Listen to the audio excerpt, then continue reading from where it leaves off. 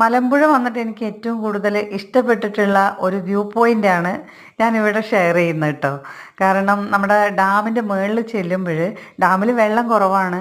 പൊതുവെ പാലക്കാട് ജില്ല ഭയങ്കര ചൂടാണല്ലോ, അപ്പം വെള്ളവും കുറവാണ്, വെള്ളമൊക്കെ വറ്റിയിട്ടുണ്ടായിരുന്നു. പക്ഷെ എങ്കിലും ആ ഡാമിൻ്റെ മുകളിൽ ചെന്നപ്പോൾ നമ്മുടെ മലയിൽ ഇങ്ങനെ മഞ്ഞിങ്ങനെ പൊതിഞ്ഞ് നിൽക്കുന്ന ഒരു അവസ്ഥ.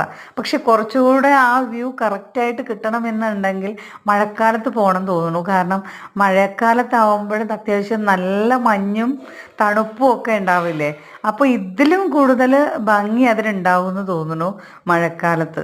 പക്ഷേ നമ്മൾ ചെന്നത് നല്ല ചൂട് സമയത്തായത് കാരണം കൊണ്ട് നല്ല ചൂട് കാറ്റായിരുന്നു കേട്ടോ ഡാമിൻ്റെ മുകളിലേക്ക് ചെന്ന് ആ പാലത്തിൻ്റെ മുകളിൽ നിൽക്കുമ്പോൾ. പിന്നെ അതുമല്ല, ഒരു സൺഡേ ആണ്, ഒരുപാട് ടൂറും കാര്യങ്ങളൊക്കെ ചെയ്യുന്ന ഒരുപാട് ബസ്സുകളും കാര്യങ്ങളൊക്കെ ഉണ്ടായിരുന്നു പുറത്ത്. ഒത്തിരി പേരെയും കൊണ്ട് ടൂർ വന്നിട്ടുള്ള ആൾക്കാരുണ്ടായിരുന്നു. ഇച്ചിരി നല്ല തിരക്കുണ്ടായിരുന്നു. എന്നാലും എനിക്ക് ഭയങ്കരമായിട്ട് ഈ ഒരു വ്യൂ പോയിൻ്റ് എനിക്ക് ഭയങ്കര ഇഷ്ടപ്പെട്ടു. ഈ വെള്ളം കുറവാണെങ്കിലും ആ മല മഞ്ഞിനെ ഇങ്ങനെ തഴുകി തലോടി നിൽക്കുന്ന ഒരു ഫീല്.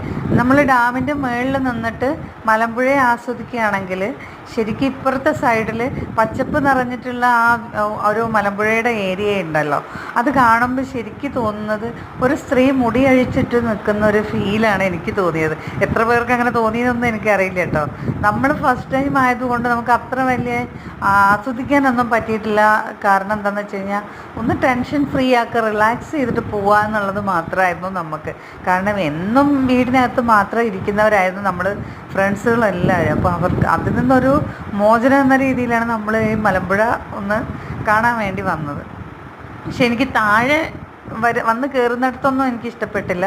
പക്ഷേ ഈ ഡാമിൻ്റെ മുകളിൽ നിന്നപ്പോൾ ആ ഒരു മഞ്ഞും മലയും പിന്നെ വെള്ളം കുറവാണെങ്കിലും ആ ഡാമും എല്ലാം എനിക്ക് ഒത്തിരി ഇഷ്ടപ്പെട്ടു കേട്ടോ. അപ്പോൾ അടുത്തത് നമുക്ക് അടുത്തത് പാർട്ടിലൂടെ കാണാം കേട്ടോ.